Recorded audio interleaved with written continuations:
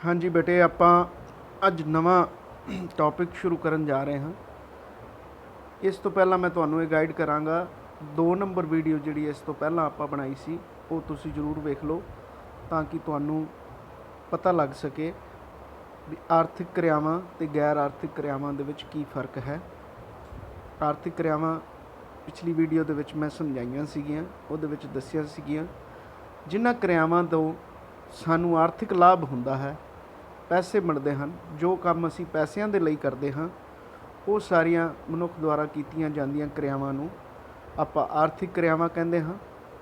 ਅਤੇ ਜੋ ਕਿਰਿਆਵਾਂ ਆਪਾਂ ਬਿਨਾਂ ਕਿਸੇ ਆਰਥਿਕ ਲਾਭ ਤੋਂ ਯਾਨੀ ਮਾਨਸਿਕ ਸੰਤੁਸ਼ਟੀ ਵਾਸਤੇ ਜਾਂ ਸੇਵਾ ਦੀ ਭਾਵਨਾ ਨਾਲ ਕਰਦੇ ਹਾਂ ਉਹ ਕਿਰਿਆਵਾਂ ਗੈਰ ਆਰਥਿਕ ਕਿਰਿਆਵਾਂ ਹੁੰਦੀਆਂ ਹਨ। ਇਹਨਾਂ ਦੇ ਬਾਰੇ ਪਿਛਲੀ ਵੀਡੀਓ ਦੇ ਵਿੱਚ ਆਪਾਂ ਜ਼ਿਕਰ ਕੀਤਾ ਸੀਗਾ। ਅੱਜ ਜਿਹੜਾ ਉਸ ਤੋਂ ਅੱਗੇ ਆਪਾਂ ਇਸ ਟੌਪਿਕ ਨੂੰ ਵਧਾਵਾਂਗੇ। ਉਸ ਤੋਂ ਪਹਿਲਾਂ ਬੇਟੇ ਮੈਂ ਤੁਹਾਨੂੰ ਇੱਕ ਇਹ ਕਹਿਣਾ ਚਾਹੁੰਦਾ ਸੀਗਾ ਵੀ ਜਿਹੜਾ YouTube ਚੈਨਲ ਹੈ ਮੇਰਾ ਉਹਨੂੰ ਤੁਸੀਂ ਸਬਸਕ੍ਰਾਈਬ ਕਰ ਲਓ ਔਰ ਨੋਟੀਫਿਕੇਸ਼ਨ ਦਾ ਬਟਨ ਤੁਸੀਂ ਦਬਾ ਦਿਓ ਤਾਂ ਕਿ ਆਉਣ ਵਾਲੀਆਂ ਸਾਰੀਆਂ ਵੀਡੀਓਜ਼ ਤੁਹਾਨੂੰ ਮਿਲਦੀਆਂ ਰਹਿਣ। ਇਸ ਨੂੰ ਟੌਪਿਕ ਨੂੰ ਸ਼ੁਰੂ ਕਰਨ ਤੋਂ ਪਹਿਲਾਂ ਮੈਂ ਤੁਹਾਨੂੰ ਦੱਸਦਾ ਹਾਂ ਆਰਥਿਕ ਕਿਰਿਆਵਾਂ ਜਿਹੜੀਆਂ ਨੇ ਇਹਨਾਂ ਦੇ ਆਪਾਂ ਕਿੰਨੀ ਤਰ੍ਹਾਂ ਦੀਆਂ ਹੁੰਦੀਆਂ ਹਨ। ਆਰਥਿਕ ਕਿਰਿਆਵਾਂ ਨੂੰ ਆਪਾਂ ਇਹਦੇ ਵਿੱਚ ਕਿਹੜੇ ਅਲੱਗ-ਅਲੱਗ ਭਾਗਾਂ ਦੇ ਵਿੱਚ ਵੰਡ ਸਕਦੇ ਹਾਂ ਉਹਦੇ ਬਾਰੇ ਇਹ ਟੌਪਿਕ ਹੈ। ਆਰਥਿਕ ਕਿਰਿਆਵਾਂ ਨੂੰ ਆਪਾਂ 3 ਭਾਗਾਂ ਦੇ ਵਿੱਚ ਮੁੱਖ ਤੌਰ 'ਤੇ ਵੰਡ ਸਕਦੇ ਹਾਂ। ਜਿਹੜੇ ਮਨੁੱਖ ਦੁਆਰਾ ਕੰਮ ਕੀਤੇ ਜਾਂਦੇ ਨੇ, ਪੈਸੇ ਦੇ ਲਾਭ ਲਈ ਕੀਤੇ ਜਾਂਦੇ ਨੇ, ਉਹਨਾਂ ਕਿਰਿਆਵਾਂ ਨੂੰ ਆਪਾਂ 3 ਮੁੱਖ ਭਾਗਾਂ ਦੇ ਵਿੱਚ ਵੰਡ ਸਕਦੇ ਹਾਂ। ਉਹ ਕਿਹੜੇ-ਕਿਹੜੇ ਨੇ? ਪੇਸ਼ਾ, ਜਿਹਨੂੰ ਇੰਗਲਿਸ਼ ਦੇ ਵਿੱਚ ਆਪਾਂ ਪ੍ਰੋਫੈਸ਼ਨ ਕਹਿੰਦੇ ਹਾਂ, ਰੁਜ਼ਗਾਰ ਔਰ ਤੀਸਰਾ ਹੈ ਵਪਾਰ। ਪੇਸ਼ਾ, ਪ੍ਰੋਫੈਸ਼ਨ, ਰੁਜ਼ਗਾਰ ਔਰ ਵਪਾਰ, ਜਿਹਨੂੰ ਆਪਾਂ ਇੰਗਲਿਸ਼ ਦੇ ਵਿੱਚ ਬਿਜ਼ਨਸ ਵੀ ਕਹਿ ਦਿੰਦੇ ਹਾਂ।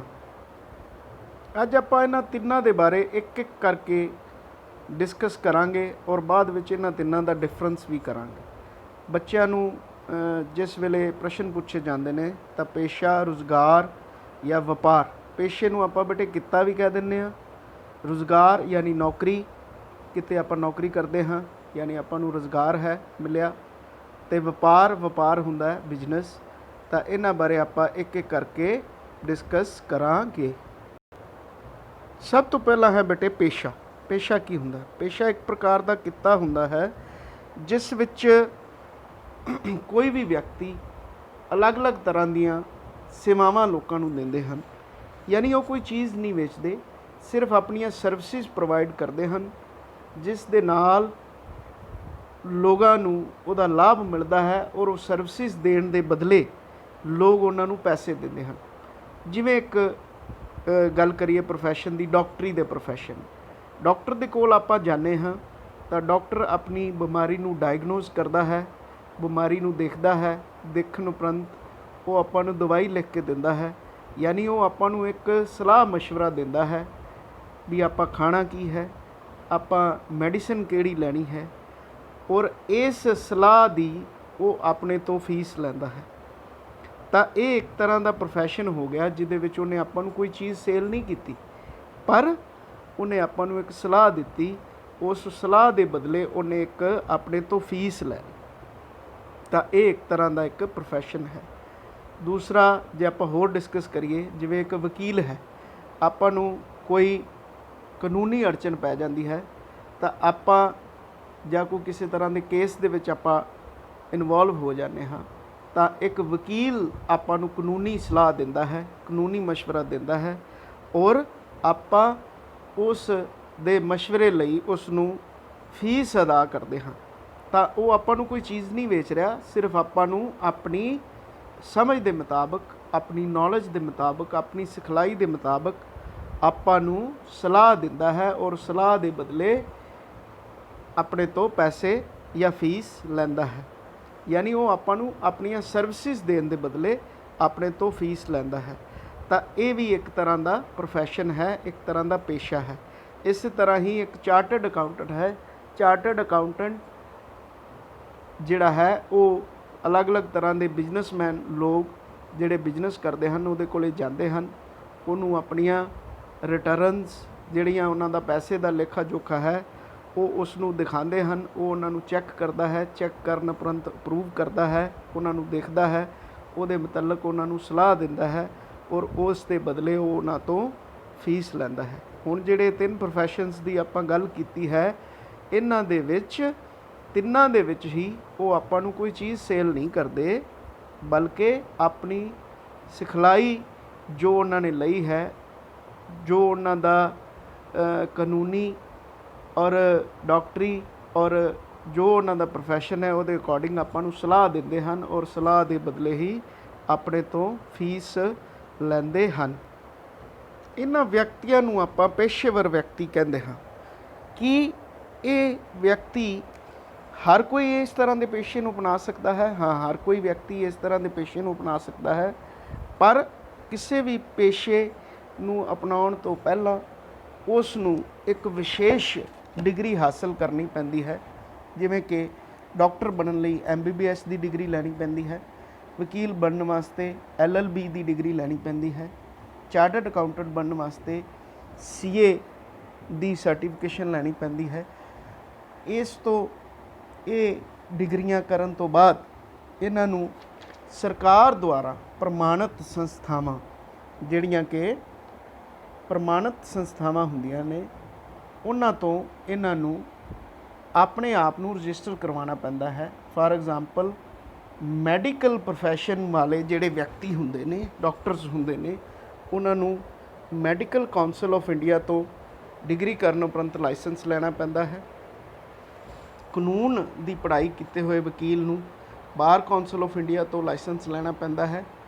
ਜਿਹਨੇ ਲੇਖਾਕਨ, ਜਿਹਨੂੰ ਆਪਾਂ ਚਾਰਟਰਡ ਅਕਾਊਂਟੈਂਟ ਕਹਿੰਦੇ ਹਾਂ, ਚਾਰਟਰਡ ਅਕਾਊਂਟੈਂਟ ਦੀ ਜੋ ਵਿਅਕਤੀ ਪੜ੍ਹਾਈ ਕਰਦਾ ਹੈ ਉਸ ਨੂੰ ਦਾ Institute of Chartered Accountants of India ਤੋਂ ਲਾਇਸੈਂਸ ਲੈਣਾ ਪੈਂਦਾ ਹੈ।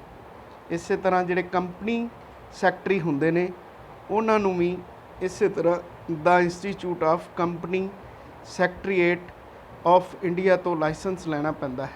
ਲਾਇਸੈਂਸ ਲੈਣ ਉਪਰੰਤ ਹੀ ਉਹ ਲੋਕਾਂ ਨੂੰ ਆਪਣੀਆਂ ਸੇਵਾਵਾਂ ਪ੍ਰਦਾਨ ਕਰ ਸਕਦੇ ਹਨ।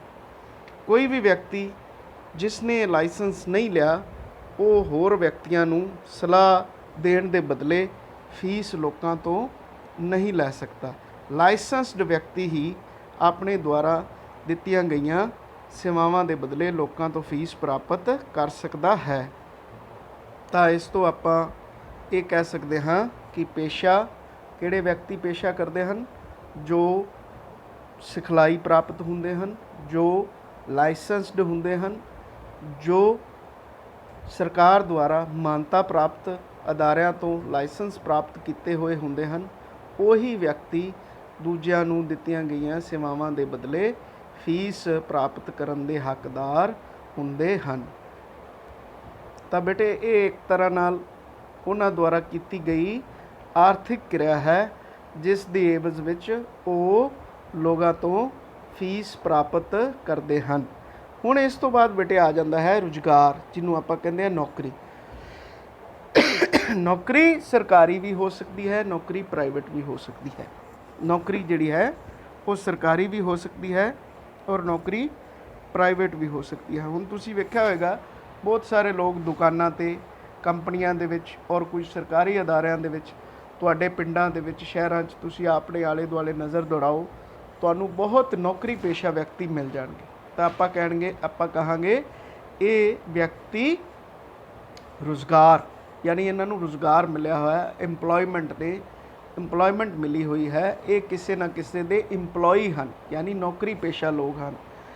ਇਹ ਵਿਅਕਤੀ ਜਿਹੜੇ ਹੁੰਦੇ ਹਨ ਇਹ ਵੀ ਸਿਖਲਾਈ ਪ੍ਰਾਪਤ ਲੋਕ ਹੁੰਦੇ ਹਨ। ਨੌਕਰੀ 'ਤੇ ਜੋ ਵੀ ਵਿਅਕਤੀ ਲੱਗਦਾ ਹੈ, ਜੇ ਕੋਈ ਸਰਕਾਰੀ ਨੌਕਰੀ, ਜਿਵੇਂ ਫਾਰ ਐਗਜ਼ਾਮਪਲ ਟੀਚਰ ਨੇ, ਪੁਲਿਸ ਮੁਲਾਜ਼ਮ ਨੇ, ਬੈਂਕਾਂ ਦੇ ਵਿੱਚ ਕੰਮ ਕਰਨ ਵਾਲੇ ਲੋਕ ਨੇ ਔਰ ਫੈਕਟਰੀਆਂ ਦੇ ਵਿੱਚ ਕੰਮ ਕਰਨ ਵਾਲੇ ਫੋਰਮੈਨ ਨੇ, ਦੁਕਾਨਾਂ 'ਤੇ ਲੱਗੇ ਹੋਏ ਸੇਲਜ਼ਮੈਨ ਨੇ, ਇਹ ਸਭ ਲੋਕ ਨੌਕਰੀ ਪੇਸ਼ਾ ਲੋਕ ਹਨ। ਨੌਕਰੀ ਪੇਸ਼ਾ ਲੋਕ ਉਹ ਹੁੰਦੇ ਹਨ ਜਿਨ੍ਹਾਂ ਨੂੰ ਆਪਣੀਆਂ ਸੇਵਾਵਾਂ ਦੇਣ ਦੇ ਬਦਲੇ ਇੱਕ ਤਨਖਾਹ ਦੇ ਰੂਪ ਵਿੱਚ ਇੱਕ ਮੁਸ਼ਤ ਪੈਸੇ ਮਿਲਦੇ ਹਨ। ਹੁਣ ਅੱਗੇ ਗੱਲ ਆ ਜਾਂਦੀ ਹੈ ਕਿ ਇਹਨਾਂ ਵਿਅਕਤੀਆਂ ਨੂੰ ਵੀ ਕੋਈ ਲਾਇਸੈਂਸ ਲੈਣਾ ਪੈਂਦਾ ਹੈ? ਨਹੀਂ, ਇਹਨਾਂ ਵਿਅਕਤੀਆਂ ਨੂੰ ਲਾਇਸੈਂਸ ਨਹੀਂ ਲੈਣਾ ਪੈਂਦਾ। ਇਹਨਾਂ ਵਿਅਕਤੀਆਂ ਨੂੰ ਜਿਸ ਵੀ ਥਾਂ 'ਤੇ ਉਹ ਨੌਕਰੀ ਕਰ ਰਹੇ ਹੁੰਦੇ ਹਨ ਉਸ ਦੀਆਂ ਯੋਗਤਾਵਾਂ ਜਾਂ ਟੈਸਟ ਵਗੈਰਾ ਦੇਣ ਤੋਂ ਬਾਅਦ ਇਹਨਾਂ ਨੂੰ ਨੌਕਰੀ ਦਿੱਤੀ ਜਾਂਦੀ ਹੈ। ਜੇ ਕੋਈ ਫੈਕਟਰੀ 'ਚ ਕੰਮ ਕਰਦਾ ਹੈ ਤਾਂ ਉਸ ਦੀ ਵੀ ਯੋਗਤਾ ਦੀ ਪਰਖ ਕਰਨ ਤੋਂ ਬਾਅਦ ਉਹਨਾਂ ਨੂੰ ਨਿਯੁਕਤੀ ਦਿੱਤੀ ਜਾਂਦੀ ਹੈ ਔਰ ਇਹਨਾਂ ਸਾਰੀਆਂ ਕੀਤੀਆਂ ਗਈਆਂ ਸਰਵਿਸਿਜ਼ ਦੇ ਬਦਲੇ ਉਹਨਾਂ ਨੂੰ ਇੱਕ ਤਨਖਾਹ ਦੇ ਰੂਪ ਵਿੱਚ ਪੈਸੇ ਦਿੱਤੇ ਜਾਂਦੇ ਹਨ। ਹੁਣ ਬੇਟੇ ਤੀਸਰੀ ਜਿਹੜੀ ਅਵਸਥਾ ਹੈ ਉਹ ਅਵਸਥਾ ਹੈ ਵਪਾਰ ਦੀ। ਵਪਾਰ ਕੀ ਹੁੰਦਾ ਹੈ? ਵਪਾਰ ਸ਼ਬਦ ਦਾ ਸ਼ਾਬਦਿਕ ਅਰਥ ਹੈ ਰੁੱਝੇ ਰਹਿਣ ਦੀ ਸਥਿਤੀ। ਵਪਾਰ ਯਾਨੀ ਜਿਹੜਾ ਵੀ ਵਪਾਰੀ ਵਿਅਕਤੀ ਹੈ, ਵਪਾਰੀ ਵਿਅਕਤੀ ਆਪਾਂ ਉਹਨੂੰ ਕਹਿੰਦੇ ਹਾਂ, ਬਿਜ਼ਨਸਮੈਨ ਉਹਨੂੰ ਕਹਿੰਦੇ ਹਾਂ, ਬਿਜ਼ਨਸ ਕਰਦਾ ਵਿਅਕਤੀ ਉਹਨੂੰ ਕਹਿੰਦੇ ਹਾਂ ਜਿਹੜਾ ਹਰ ਵੇਲੇ ਹੀ ਰੁੱਝਿਆ ਹੋਇਆ ਹੈ। ਕਿਉਂਕਿ ਤੁਸੀਂ ਦੇਖਿਆ ਹੋਵੇਗਾ ਜਿਹੜੇ ਨੌਕਰੀ ਪੇਸ਼ਾ ਲੋਕ ਨੇ ਉਹ ਇੱਕ ਫਿਕਸ ਟਾਈਮ ਕੰਮ ਕਰਦੇ ਹਨ ਕਿਉਂਕਿ ਉਹਨਾਂ ਨੇ ਆਪਣੀਆਂ ਸੇਵਾਵਾਂ ਦੇਣ ਦੇ ਬਦਲੇ ਪੈਸੇ ਲੈਣੇ ਹੁੰਦੇ ਹਨ। ਉਹਨਾਂ ਨੂੰ ਲਾਭ ਦੇ ਨਾਲ ਕੋਈ ਮਤਲਬ ਨਹੀਂ ਹੁੰਦਾ। ਇਸੇ ਤਰ੍ਹਾਂ ਜਿਹੜੇ ਪੇਸ਼ੇਵਰ ਲੋਕ ਹਨ ਉਹ ਵੀ ਆਪਣੇ ਫਿਕਸ ਟਾਈਮ 'ਤੇ ਇੱਕ ਟਾਈਮਿੰਗ ਫਿਕਸ ਹੁੰਦੀ ਹੈ, ਉਹਨਾਂ ਦੀਆਂ ਉਹ ਸੇਵਾਵਾਂ ਦਿੰਦੇ ਹਨ। ਪਰ ਜਿਹੜਾ ਇੱਕ ਵਪਾਰੀ ਵਿਅਕਤੀ ਹੈ, ਜਿਵੇਂ ਤੁਸੀਂ ਵੇਖਿਆ ਹੋਵੇਗਾ ਆਮ ਤੌਰ 'ਤੇ ਦੁਕਾਨਦਾਰ ਸਾਰਾ ਦਿਨ ਵੀ ਦੁਕਾਨਾਂ ਖੋਲ੍ਹੀ ਰੱਖਦੇ ਹਨ। ਰਾਤ ਨੂੰ 10 ਵਜੇ ਵੀ ਕੋਈ ਗ੍ਰਾਹਕ ਜੇ ਉਹਨਾਂ ਕੋਲ ਪਹੁੰਚ ਜਾਂਦਾ ਹੈ ਤਾਂ ਉਹ ਵਿਅਕਤੀ ਉਸ ਨੂੰ ਸਮਾਨ ਦੇ ਦਿੰਦਾ ਹੈ ਕਿਉਂਕਿ ਵਪਾਰੀ ਵਿਅਕਤੀ ਦਾ ਮੁੱਖ ਉਦੇਸ਼ ਲਾਭ ਕਮਾਉਣ ਦਾ ਹੁੰਦਾ ਹੈ। ਵਪਾਰ ਦਾ ਮਤਲਬ ਹੀ ਹੈ ਜੋ ਵਸਤੂਆਂ ਅਤੇ ਸੇਵਾਵਾਂ ਦੀ ਖਰੀਦ ਤੇ ਵੇਚ ਨਾਲ ਸੰਬੰਧਿਤ ਕੰਮ ਹਨ ਉਹਨਾਂ ਨੂੰ ਆਪਾਂ ਵਪਾਰ ਕਹਿੰਦੇ ਹਾਂ। ਵਪਾਰ ਤੁਸੀਂ ਆਪਣੇ ਆਲੇ ਦੁਆਲੇ ਬਹੁਤ ਸਾਰੀਆਂ ਦੁਕਾਨਾਂ, ਬਹੁਤ ਸਾਰੀਆਂ ਫੈਕਟਰੀਆਂ, ਬਹੁਤ ਸਾਰੇ ਲੋਕ ਕੰਮ ਕਰਦੇ ਤੁਹਾਨੂੰ ਨਜ਼ਰ ਆ ਜਾਣਗੇ ਜੋ ਚੀਜ਼ਾਂ ਬਣਾਉਂਦੇ ਵੀ ਹਨ, ਚੀਜ਼ਾਂ ਹੋਰ ਵੱਡੀਆਂ ਦੁਕਾਨਾਂ ਤੋਂ ਲਿਆ ਕੇ ਵੇਚਦੇ ਵੀ ਹਨ। ਇਹ ਸਾਰੇ ਤਰ੍ਹਾਂ ਦੇ ਲੋਕ ਜਿਹੜੇ ਨੇ ਵਪਾਰੀ ਨੇ। ਇਹਨਾਂ ਦਾ ਮੁੱਖ ਮਕਸਦ ਹੁੰਦਾ ਹੈ ਚੀਜ਼ਾਂ ਨੂੰ ਵੇਚਣਾ, ਵੇਚ ਕੇ ਕੁਝ ਪ੍ਰੋਫਿਟ ਕਮਾਉਣਾ। ਪਹਿਲਾਂ ਇਹ ਚੀਜ਼ਾਂ ਖਰੀਦਦੇ ਹਨ, ਕੁਝ ਘੱਟ ਰੇਟ 'ਤੇ ਖਰੀਦਦੇ ਹਨ, ਥੋੜ੍ਹਾ ਮਹਿੰਗੇ ਪਾ 'ਤੇ ਉਸ ਨੂੰ ਵੇਚਦੇ ਹਨ। ਤਾਂ ਇਹ ਸਾਰੇ ਲੋਕ ਬਿਜ਼ਨਸ ਦੀ ਕੈਟਾਗਰੀ ਦੇ ਵਿੱਚ ਆਉਂਦੇ ਹਨ। ਬੇਟੇ ਆਪਾਂ ਆਰਥਿਕ ਕਿਰਿਆਵਾਂ ਨੂੰ 3 ਭਾਗਾਂ ਦੇ ਵਿੱਚ ਵੰਡਿਆ ਹੈ। ਪਹਿਲੀ ਕਿਰਿਆ ਸੀਗੀ ਪੇਸ਼ਾ। ਪਹਿਲਾ ਕੰਮ ਸੀਗਾ ਪੇਸ਼ਾ ਜਿਹਦੇ ਵਿੱਚ ਸੇਵਾਵਾਂ ਦਿੱਤੀਆਂ ਜਾਂਦੀਆਂ ਹਨ ਔਰ ਸੇਵਾਵਾਂ ਦੇ ਬਦਲੇ ਫੀਸ ਲਈ ਜਾਂਦੀ ਹੈ। ਦੂਸਰਾ ਕੰਮ ਸੀਗਾ ਨੌਕਰੀ ਜਾਂ ਰੁਜ਼ਗਾਰ ਜਿਹਦੇ ਵਿੱਚ ਕੋਈ ਵੀ ਵਿਅਕਤੀ ਕੰਮ ਕਰਦਾ ਹੈ ਕਿਸੇ ਦੇ ਕੋਲ ਜਾਂ ਸਰਕਾਰ ਦੇ ਕੋਲੇ ਕੰਮ ਕਰਦਾ ਹੈ ਔਰ ਉਸ ਦੇ ਬਦਲੇ ਉਸ ਨੂੰ ਤਨਖਾਹ ਮਿਲਦੀ ਹੈ। ਔਰ ਤੀਸਰਾ ਕੰਮ ਹੈ ਵਪਾਰ ਜਾਂ ਬਿਜ਼ਨਸ ਜਿਹਦੇ ਵਿੱਚ ਚੀਜ਼ਾਂ ਦੀ ਵੇਚ ਖਰੀਦ ਕੀਤੀ ਜਾਂਦੀ ਹੈ ਔਰ ਉਸ ਦੇ ਬਦਲੇ ਉਸ ਨੂੰ ਉਹਦੇ ਤੋਂ ਉਹਨਾਂ ਨੂੰ ਵੇਚ ਕੇ ਲਾਭ ਕਮਾਇਆ ਜਾਂਦਾ ਹੈ। ਵਪਾਰ ਦੀ ਪਰਿਭਾਸ਼ਾ ਆਪਾਂ ਕੀ ਕਹਿ ਸਕਦੇ ਹਾਂ? ਵਪਾਰ ਤੋਂ ਭਾਵ ਉਸ ਮਾਨਵੀ ਕਿਰਿਆ ਨਾਲ ਹੈ ਜਿਨ੍ਹਾਂ ਦਾ ਸੰਬੰਧ ਵਸਤੂਆਂ ਦੀ ਵੇਚ ਅਤੇ ਖਰੀਦ ਨਾਲ ਹੁੰਦਾ ਹੈ ਔਰ ਇਸ ਦਾ ਮੁੱਖ ਮਕਸਦ ਧਨ ਕਮਾਉਣਾ ਹੁੰਦਾ ਹੈ। ਵਪਾਰ ਇੱਕ ਅਜਿਹੀ ਕਿਰਿਆ ਦੇ ਨਾਲ ਪਰਿਭਾਸ਼ਿਤ ਕੀਤਾ ਜਾ ਸਕਦਾ ਹੈ ਜਿਸ ਦੇ ਵਿੱਚ ਵੱਖ-ਵੱਖ ਵਿਅਕਤੀਆਂ, ਵਸਤੂਆਂ ਅਤੇ ਸੇਵਾਵਾਂ ਜਿਨ੍ਹਾਂ ਦਾ ਕੋਈ ਆਪਸੀ ਮੁੱਲ ਹੁੰਦਾ ਹੈ ਉਹਨਾਂ ਨੂੰ ਦੂਜਿਆਂ ਲੋਕਾਂ ਨੂੰ ਵੇਚਣ ਅਤੇ ਖਰੀਦਣ ਲਈ ਉਹਨਾਂ ਦਾ ਉਪਯੋਗ ਕੀਤਾ ਜਾਂਦਾ ਹੈ ਔਰ ਉਸ ਤੋਂ ਲਾਭ ਕਮਾਇਆ ਜਾਂਦਾ ਹੈ। ਉਸ ਨੂੰ ਆਪਾਂ ਵਪਾਰ ਕਹਿੰਦੇ ਹਾਂ। ਹੁਣ ਬੇਟੇ ਆਪਾਂ ਇਹਨਾਂ ਤਿੰਨਾਂ ਦੇ ਵਿੱਚ ਡਿਫਰੈਂਸ ਕਰਾਂਗੇ, ਵਪਾਰ, ਪੇਸ਼ਾ ਔਰ ਰੁਜ਼ਗਾਰ। ਹੁਣ ਇਹਨਾਂ ਤਿੰਨਾਂ ਦੇ ਕੰਮ 'ਚ ਕੀ ਫਰਕ ਹੈ? ਪਹਿਲਾ ਜਿਹੜਾ ਹੈ ਵਪਾਰ ਜਿਹੜਾ ਹੈ ਇਸ ਦੇ ਵਿੱਚ ਵਸਤੂਆਂ ਦਾ ਨਿਰਮਾਣ ਅਤੇ ਵਸਤੂਆਂ ਅਤੇ ਸੇਵਾਵਾਂ ਦਾ ਲੈਣ ਦੇਣ ਹੁੰਦਾ ਹੈ ਵਪਾਰ ਦੇ ਵਿੱਚ। ਪੇਸ਼ੇ ਦੇ ਵਿੱਚ ਕੀ ਹੁੰਦਾ ਹੈ? ਪੇਸ਼ੇ ਦੇ ਵਿੱਚ ਵਿਸ਼ੇਸ਼ ਵਿਅਕਤੀਆਂ ਦੁਆਰਾ ਆਪਣੀਆਂ ਵਿਅਕਤੀਗਤ ਸੇਵਾਵਾਂ ਦਿੱਤੀਆਂ ਜਾਂਦੀਆਂ ਹਨ। ਔਰ ਰੁਜ਼ਗਾਰ ਦੇ ਵਿੱਚ ਕੀ ਹੁੰਦਾ ਹੈ? ਰੁਜ਼ਗਾਰ ਦੇ ਵਿੱਚ ਮਾਲਕ ਦੁਆਰਾ ਜਾਂ ਸਰਕਾਰ ਦੁਆਰਾ ਦਿੱਤਾ ਗਿਆ ਕੰਮ ਨੌਕਰੀ ਪੇਸ਼ਾ ਵਿਅਕਤੀ ਨੂੰ ਕਰਨਾ ਪੈਂਦਾ ਹੈ। ਦੂਸਰਾ ਯੋਗਤਾਵਾਂ। ਵਪਾਰ ਦੇ ਵਿੱਚ ਹੁਣ ਤੁਸੀਂ ਦੱਸੋ, ਵਪਾਰ ਕਰਨ ਵਾਸਤੇ ਕੀ ਆਪਾਂ ਨੂੰ ਕੋਈ ਵਿਸ਼ੇਸ਼ ਯੋਗਤਾ ਦੀ ਲੋੜ ਪੈਂਦੀ ਹੈ? ਨਹੀਂ ਪੈਂਦੀ। ਵਪਾਰ ਕੋਈ ਵੀ ਕਰ ਸਕਦਾ ਹੈ, ਭਾਵੇਂ ਉਹ ਘੱਟ ਪੜ੍ਹਿਆ ਹੈ, ਭਾਵੇਂ ਉਹ ਵੱਧ ਪੜ੍ਹਿਆ ਹੈ, ਭਾਵੇਂ ਨਹੀਂ ਪੜ੍ਹਿਆ ਹੈ, ਉਹ ਵੀ ਵਪਾਰ ਕਰ ਸਕਦਾ ਹੈ। ਕਿਉਂਕਿ ਕੁਝ ਵਸਤੂਆਂ ਖਰੀਦਣੀਆਂ ਹੁੰਦੀਆਂ ਹਨ, ਖਰੀਦਣ ਤੋਂ ਬਾਅਦ ਵੇਚਣੀਆਂ ਹੁੰਦੀਆਂ ਹਨ, ਜਾਂ ਕੋਈ ਨਿਰਮਾਣ ਕਰਨਾ ਹੈ ਵਸਤੂਆਂ ਦਾ, ਨਿਰਮਾਣ ਕਰਕੇ ਵਸਤੂਆਂ ਨੂੰ ਵੇਚਣਾ ਹੈ, ਤਾਂ ਉਹ ਵੀ ਕੋਈ ਵਿਅਕਤੀ ਜੇ ਉਸ ਨੂੰ ਨੌਲੇਜ ਹੈ, ਚਾਹੇ ਉਹ ਪੜ੍ਹਿਆ ਹੈ ਚਾਹੇ ਉਹ ਨਹੀਂ ਪੜ੍ਹਿਆ ਹੈ, ਤਾਂ ਉਹ ਵਪਾਰ ਕਰ ਸਕਦਾ ਹੈ। ਪਰ ਕੀ ਪੇਸ਼ਾ ਵੀ ਇਸੇ ਤਰ੍ਹਾਂ ਨਾਲ ਪੇਸ਼ਾ ਕਰਨ ਵਾਸਤੇ ਕੁਝ ਯੋਗਤਾ ਦੀ ਲੋੜ ਪੈਂਦੀ ਹੈ? ਡਾਕਟਰ ਬਣਨ ਵਾਸਤੇ, ਵਕੀਲ ਬਣਨ ਵਾਸਤੇ? ਜੀ ਹਾਂ, ਪੇਸ਼ਾ ਕਰਨ ਵਾਸਤੇ ਇੱਕ ਵਿਸ਼ੇਸ਼ ਯੋਗਤਾ ਜਾਂ ਸਿਖਲਾਈ ਦੀ ਲੋੜ ਪੈਂਦੀ ਹੈ। ਹੁਣ ਤੁਸੀਂ ਦੱਸੋ, ਨੌਕਰੀ ਦੇ ਵਿੱਚ ਆਪਾਂ ਨੂੰ ਨੌਕਰੀ ਦੇ ਪ੍ਰਤੀ, ਜੇ ਕੋਈ ਟੀਚਰ ਬਣਨਾ ਚਾਹੁੰਦਾ ਹੈ, ਜੇ ਕੋਈ ਪੁਲਿਸ ਮਹਿਕਮੇ ਜਾਣਾ ਚਾਹੁੰਦਾ ਹੈ, ਜੇ ਕੋਈ ਬੈਂਕ 'ਚ ਜਾਣਾ ਚਾਹੁੰਦਾ ਹੈ, ਤਾਂ ਉਹਨੂੰ ਵੀ ਇੱਕ ਵਿਸ਼ੇਸ਼ ਤਰ੍ਹਾਂ ਦੀ ਪੜ੍ਹਾਈ ਕਰਨੀ ਪੈਂਦੀ ਹੈ। ਉਸ ਤੋਂ ਬਾਅਦ ਉਹ ਯੋਗਤਾਵਾਂ ਪੂਰੀਆਂ ਕਰਨ ਉਪਰੰਤ ਹੀ ਨੌਕਰੀ ਲੈ ਸਕਦਾ ਹੈ। ਇਹ ਤਿੰਨਾਂ ਦੇ ਵਿੱਚ ਡਿਫਰੈਂਸ ਹੋ ਗਿਆ। ਉਸ ਤੋਂ ਬਾਅਦ ਨੈਕਸਟ ਪੁਆਇੰਟ ਹੈ ਪੈਸੇ। ਕੀ ਪੈਸੇ ਲੱਗਦੇ ਹਨ ਵਪਾਰ ਕਰਨ ਵਾਸਤੇ? ਤੁਸੀਂ ਦੱਸੋ। ਪੈਸਿਆਂ ਦਾ ਨਿਵੇਸ਼ ਕਰਨਾ ਪੈਂਦਾ ਹੈ? ਬਿਲਕੁਲ ਕਰਨਾ ਪੈਂਦਾ ਹੈ, ਕਿਉਂਕਿ ਵਪਾਰ ਉਹੀ ਵਿਅਕਤੀ ਕਰ ਸਕਦਾ ਹੈ ਜਿਹਦੇ ਕੋਲੇ ਪੈਸੇ ਹੁੰਦੇ ਹਨ। ਔਰ ਉਸ ਤੋਂ ਬਾਅਦ ਆ ਗਿਆ ਪੇਸ਼ਾ। ਕੀ ਪੇਸ਼ਾ ਜਿਸ ਵਿਅਕਤੀ ਦਾ ਹੈ, ਉਹਨੂੰ ਦਫ਼ਤਰ ਵਗੈਰਾ ਬਣਾਉਣ ਵਾਸਤੇ ਜਾਂ ਥੋੜ੍ਹੇ ਬਹੁਤ ਨਿਵੇਸ਼ ਦੀ ਲੋੜ ਪੈਂਦੀ ਹੈ, ਜਾਂ ਆਪਣਾ ਕਲੀਨਿਕ ਬਣਾਉਣ ਵਾਸਤੇ ਥੋੜ੍ਹੇ ਬਹੁਤ ਪੈਸੇ ਦੀ ਲੋੜ ਪੈਂਦੀ ਹੈ। ਅਦਰਵਾਈਜ਼ ਉਹ ਆਪਣੀ ਕਾਬਲੀਅਤ ਦੇ ਬਲ 'ਤੇ ਹੀ ਆਪਣਾ ਰੁਜ਼ਗਾਰ ਜਾਂ ਆਪਣੀ ਪੈਸਾ ਕਮਾ ਸਕਦਾ ਹੈ। ਔਰ ਨਿਵੇਸ਼ ਦੀ ਜ਼ਰੂਰਤ ਨੌਕਰੀ ਪੇਸ਼ਾ ਵਿਅਕਤੀ ਨੂੰ ਕਦੇ ਵੀ ਪੈਸੇ ਦਾ ਨਿਵੇਸ਼ ਕਰਨ ਦੀ ਲੋੜ ਨਹੀਂ ਪੈਂਦੀ ਹੈ।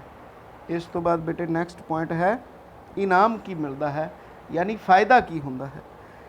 ਜਿਹੜਾ ਵਿਅਕਤੀ ਬਿਜ਼ਨਸ ਕਰਦਾ ਹੈ ਉਹ ਲਾਭ ਕਮਾਉਣ ਲਈ ਕਰਦਾ ਹੈ, ਉਸ ਨੂੰ ਲਾਭ ਦੇ ਰੂਪ ਵਿੱਚ ਪੈਸੇ ਮਿਲਦੇ ਹਨ। ਔਰ ਪੈਸੇ ਦੇ ਵਿੱਚ ਉਸ ਵਿਅਕਤੀ ਨੂੰ ਜੋ ਤੁਹਾਨੂੰ ਸਲਾਹ ਦਿੰਦਾ ਹੈ, ਆਪਣੀਆਂ ਸੇਵਾਵਾਂ ਦਿੰਦਾ ਹੈ, ਉਸ ਦੀ ਐਵਜ ਵਿੱਚ ਉਹਨੂੰ ਫੀਸ ਮਿਲਦੀ ਹੈ।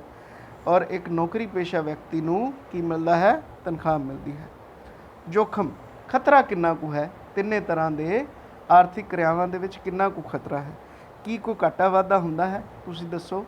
ਬਿਜ਼ਨਸ ਜਿਹੜਾ ਹੈ ਇਹਦੇ ਵਿੱਚ ਘਾਟਾ ਵਾਧਾ ਹੋ ਸਕਦਾ ਹੈ, ਘਾਟਾ ਵੀ ਪੈ ਸਕਦਾ ਹੈ, ਪ੍ਰੋਫਿਟ ਵੀ ਹੋ ਸਕਦਾ ਹੈ, ਜ਼ਿਆਦਾ ਪ੍ਰੋਫਿਟ ਵੀ ਹੋ ਸਕਦਾ ਹੈ, ਜ਼ਿਆਦਾ ਘਾਟਾ ਵੀ ਹੋ ਸਕਦਾ ਹੈ। ਇਸ ਕਰਕੇ ਇਸ ਦੇ ਵਿੱਚ ਜੋਖਮ ਜ਼ਿਆਦਾ ਹੈ।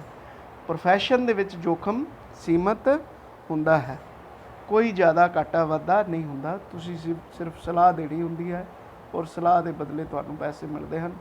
ਤੁਹਾਨੂੰ ਕੋਈ ਜ਼ਿਆਦਾ ਕਿਸੇ ਤਰ੍ਹਾਂ ਦਾ ਘਾਟਾ ਨਹੀਂ ਹੁੰਦਾ, ਪ੍ਰੋਫਿਟ ਵੀ ਨਹੀਂ ਹੁੰਦਾ, ਮਤਲਬ ਸਰਵਿਸਿਜ਼ ਦੇ ਬਦਲੇ ਤੁਹਾਨੂੰ ਪੈਸੇ ਮਿਲਦੇ ਹਨ। ਨੌਕਰੀ ਪੇਸ਼ਾ ਵਿਅਕਤੀ ਨੂੰ ਕਿਸੇ ਤਰ੍ਹਾਂ ਦਾ ਕੋਈ ਜੋਖਮ ਨਹੀਂ ਹੁੰਦਾ। ਜੇਕਰ ਉਹ ਆਪਣੇ ਮਾਲਕ ਜਾਂ ਸਰਕਾਰ ਦੁਆਰਾ ਬਣਾਏ ਗਏ ਨਿਯਮਾਂ ਦੀ ਪਾਲਣਾ ਕਰਦਾ ਹੈ ਤਾਂ ਉਸ ਨੂੰ ਕਿਸੇ ਵੀ ਤਰ੍ਹਾਂ ਦਾ ਕੋਈ ਜੋਖਮ ਨਹੀਂ ਹੁੰਦਾ। ਉਸ ਤੋਂ ਬਾਅਦ ਹੈ ਕਿ ਕੁਝ ਮੋਰਲ ਕੋਡ ਆਫ ਕੰਡਕਟ ਜਾਂ ਆਚਾਰ ਸੰਹਿਤਾ ਦਾ ਪਾਲਨ ਕਰਨਾ ਪੈਂਦਾ ਹੈ। ਵਪਾਰੀਆਂ ਨੂੰ ਬਹੁਤ ਸਾਰੇ ਸਰਕਾਰ ਦੁਆਰਾ ਬਣਾਏ ਗਏ ਨਿਯਮਾਂ ਦਾ ਪਾਲਨ ਕਰਨਾ ਪੈਂਦਾ ਹੈ। ਪੇਸ਼ੇਵਰ ਵਿਅਕਤੀਆਂ ਨੂੰ ਵੀ ਜੋ ਉਹਨਾਂ ਦੀਆਂ ਜਿਨ੍ਹਾਂ ਸੰਸਥਾਵਾਂ ਤੋਂ ਉਹਨਾਂ ਨੂੰ ਲਾਇਸੈਂਸ ਮਿਲੇ ਹੁੰਦੇ ਹਨ, ਉਹਨਾਂ ਦੁਆਰਾ ਬਣਾਏ ਗਏ ਕੋਡ ਆਫ ਕੰਡਕਟ ਦੀ ਪਾਲਣਾ ਕਰਨੀ ਪੈਂਦੀ ਹੈ। ਨੌਕਰੀ ਪੇਸ਼ਾ ਵਿਅਕਤੀ ਨੂੰ ਵੀ ਜੋ ਨਿਯਮ ਉਹ ਜਿਸ ਵੀ ਵਿਅਕਤੀ ਦੀ ਜਾਂ ਜਿਸ ਵੀ ਸਰਕਾਰ ਦੀ ਜਾਂ ਅਦਾਰੇ ਦੇ ਵਿੱਚ ਨੌਕਰੀ ਕਰਦਾ ਹੈ, ਉਹਨਾਂ ਦੇ ਨਿਯਮਾਂ ਦੀ ਪਾਲਣਾ ਕਰਨੀ ਪੈਂਦੀ ਹੈ। ਬਸ ਇਹੀ ਮੇਨ ਮੁੱਖ ਜਿਹੜੇ ਨੇ ਤਿੰਨਾਂ ਦੇ ਵਿੱਚ ਬੇਟੇ ਡਿਫਰੈਂਸ ਹਨ। ਆਰਥਿਕ ਕਿਰਿਆਵਾਂ ਨੂੰ ਆਪਾਂ 3 ਭਾਗਾਂ ਦੇ ਵਿੱਚ ਵੰਡਿਆ ਹੈ। ਪਹਿਲੀਆਂ ਨੇ ਪੇਸ਼ਾ, ਦੂਸਰਾ ਹੈ ਰੁਜ਼ਗਾਰ ਔਰ ਤੀਸਰਾ ਹੈ ਵਪਾਰ। ਉਮੀਦ ਕਰਦਾ ਹਾਂ ਤੁਹਾਨੂੰ ਸਾਰਿਆਂ ਨੂੰ ਇਸ ਦੀ ਸਮਝ ਚੰਗੀ ਤਰ੍ਹਾਂ ਆ ਗਈ ਹੋਵੇਗੀ ਔਰ ਤੁਸੀਂ ਬੇਟੇ ਇਸ ਨੂੰ ਚੰਗੀ ਤਰ੍ਹਾਂ ਕਿਤਾਬ ਤੋਂ ਵੀ ਪੜ੍ਹ ਲੈਣਾ ਹੈ।